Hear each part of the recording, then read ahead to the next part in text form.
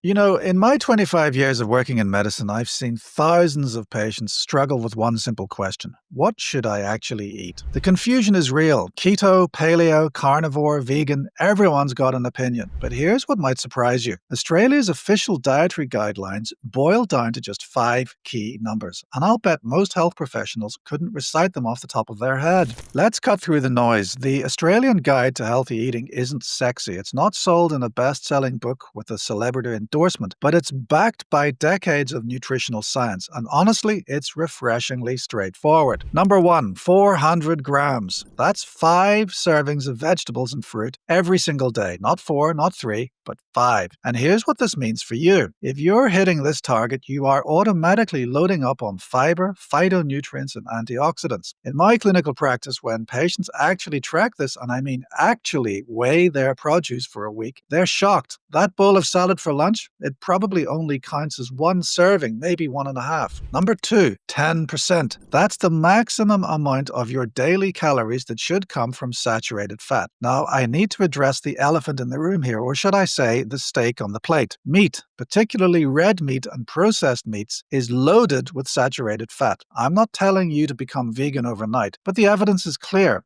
Excessive saturated fat intake is linked to cardiovascular disease, and in my clinical work, I've noticed how dietary inflammation can actually impact mental health and recovery outcomes. Keep it under 10%, and if you can, aim even lower. Trans fats? Keep those under 1%. Practically speaking, this means avoiding deep-fried takeaway foods and heavily processed baked goods. Number 3. Another 10%, but ideally 5%. This one's about free sugars. That's added sugars, not the natural sugars in whole fruits. For a standard 2,000 calorie diet, 10% equals about 12 teaspoons of sugar. Ideally, cut that in half to 6 teaspoons. Most Australians are consuming double that amount. 1 can of soft drink, you've just blown your daily budget. And here's where my addiction medicine background kicks in. Sugar activates the same reward pathways in the brain as addictive substances. The more you consume, the more you crave. Breaking that cycle, it takes about 2 weeks of reduced intake before your taste buds recalibrate. Number 4, 5 grams. That's your daily salt limit, about 1 teaspoon, preferably iodized. Most of us are getting nearly double that, and it's not from the salt shaker. It's hiding in processed foods, restaurant meals, and yes, even that healthy sourdough bread. High sodium intake drives up blood pressure, which drives up cardiovascular disease risk. It's as simple as that. Number 5, 0. Well, not exactly a number in the guidelines, but it's implied. Energy balance. Calories in should match calories out. This isn't about obsessive calorie counting, it's about awareness. If you're consistently in surplus, weight gain follows. If you're in deficit without adequate nutrition, you lose muscle mass and metabolic health suffers. Now, here's the pattern I see in clinical practice. People aren't failing because they don't know these numbers. They're failing because modern food environments are designed to make you exceed them. Ultra-processed foods are engineered for overconsumption. Marketing tells you that meat is masculine and salads are boring. It takes conscious